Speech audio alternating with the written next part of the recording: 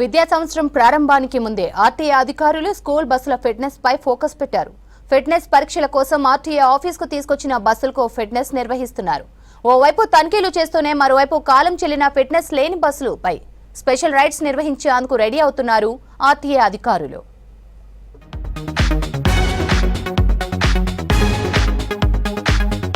ఉమ్మడి వరంగల్ జిల్లాలోని వరంగల్, హన్మకొండ, భూపాలపల్లి, ములుగు, మహబూబాబాద్, జనగామ జిల్లాల్లో రికార్డుల లెక్కను బట్టి 2033 బస్సులు ఉన్నట్లుగా చెప్తున్నారు ఆర్టీఏ అధికారులు. ఎక్కువగా ప్రైవేటు విద్యా సంస్థలు ఉండే హనుమకొండ జిల్లాలో 976 బస్సులు ఉండగా వరంగల్ జిల్లాలో 443 బస్సులు, మహబూబాబాద్ లో 160, జనగామలో 163, భూపాలపల్లిలో 240, ములుగు జిల్లాలో 225 వరకు స్కూల్ బస్సులున్నట్లు తెలిపారు.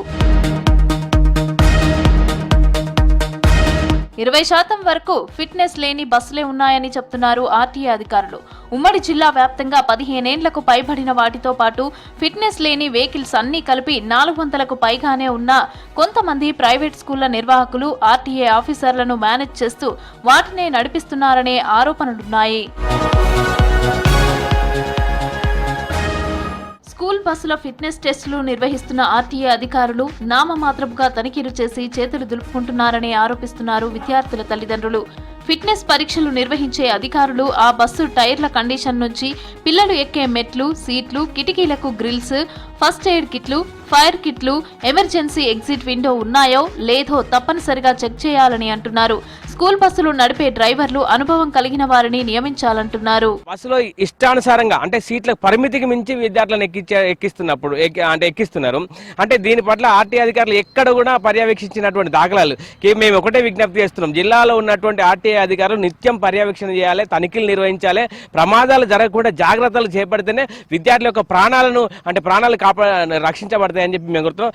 అంటే బస్సు భద్రత పట్ల కూడా ఆర్టీఏ అధికారులు దృష్టి సారించాలని చెప్పి విజ్ఞప్తి. ఒక 40 మంది పట్టవలసిన ఒక వ్యాన్లో విద్యార్థులను 50 మంది 60 మందిని ఎక్కించడం ఇది చాలా మంచిది కాదు. విద్యార్థులు శ్వాసడక కూడా వాళ్ళు ఇబ్బంది పడతారు, చిన్నపిల్లలు కాబట్టి. ప్రతి ఒక్క దాని మీద ఆర్టీఏ అధికారులు వాళ్ళు తనిఖీ చేయవలసిన అవసరం ఉన్నది. వ్యాన్లో ఒక క్లీనర్ని పెట్టి ఆ పిల్లవాళ్ళని రోడ్డు దాటించేటప్పుడు కానీ ఇంటికి చేరవేసే క్రమంలో కానీ వాళ్ళు దగ్గరుండి వేయవలసిందిగా కోరుతున్నాము.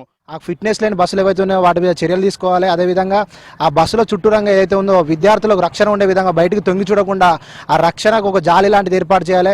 పిల్లలు ఎక్కి దిగే క్రమంలో వాళ్లకు ఒక సపరేట్ గార్డ్ను కూడా ఏర్పాటు చేయాలని కూడా ఈ సందర్భంగా డిమాండ్ చేస్తూ ఉన్నాం. అదేవిధంగా ఆర్టీఏ అధికారులు స్పందించి ఫిట్నెస్ లేని బస్సులను వెంటనే సీజ్ చేయాలని, మరియు ఉన్న బస్సులను కూడా తనిఖీ చేయాలని, మరి అదేవిధంగా ఎక్స్పీరియన్స్ ఉన్న డ్రైవర్లనే ఈరోజు డ్రైవింగ్ చేసే విధంగా ఆర్టీఏ అధికారులు చర్యలు తీసుకోవాలని, వాళ్ళకు లైసెన్సులు కూడా చెకింగ్ చేయాలి, వ్యాలిడిటీ ఉన్నదా లేదని కూడా చెకింగ్ చేయాలని కూడా. స్కూల్ బస్సులకు ఈ ఏడాది విద్యా సంవత్సరం ముందే ఫిట్నెస్ లేని, అనుభవం లేని డ్రైవర్ల కారణంగా ప్రైవేట్ స్కూళ్ల బస్సులు ప్రమాదాలకు గురవుతున్నాయని గుర్తించామంటున్నారు ఆర్టీఏ అధికారులు. ఇప్పుడు ఫిట్నెస్ కోసం వచ్చిన బస్సులను తనిఖీలు నిర్వహిస్తున్నట్టు తెలిపారు. స్కూల్ ప్రారంభం తర్వాత ఫిట్నెస్ లేని బస్సులపై స్పెషల్ రైడ్స్ నిర్వహిస్తున్నట్లు తెలిపారు. ఫిట్నెస్ చేయించుకోకపోతే బస్సులను సీజ్ చేస్తామని హెచ్చరిస్తున్నారు ఆర్టీఏ అధికారులు. 12వ తారీఖు నుంచి స్కూల్ స్టార్ట్ కాబోతున్నాయి, అలాగే మీ కాలేజీ కూడా స్టార్ట్ కాబోతున్నాయి. ఫిట్నెస్ చేయని వారు ఫిట్నెస్ చేసుకుంటే మంచిది, లేదంటే ఇక 12 తర్వాత మేము స్పెషల్ డ్రైవ్ ఎలాగో నిర్వహిస్తాము. జిల్లా వ్యాప్తంగా ఇప్పటి వరకు 456 మాత్రమే ఫిట్నెస్లు అయినాయి. ఇంకా దాదాపు 700 వరకు ఫిట్నెస్ కావాల్సి ఉంది. ఏమైనా రిపేర్స్ ఏమైనా ఉంటే కొద్దిగా దబ్బున చేసుకొని, ఇంకా వారం రోజులే మిగిలింది కనుక వారం రోజుల లోపల మీరు ఫిట్నెస్ చేయించుకోవాల్సిందిగా కోరుచున్నాము.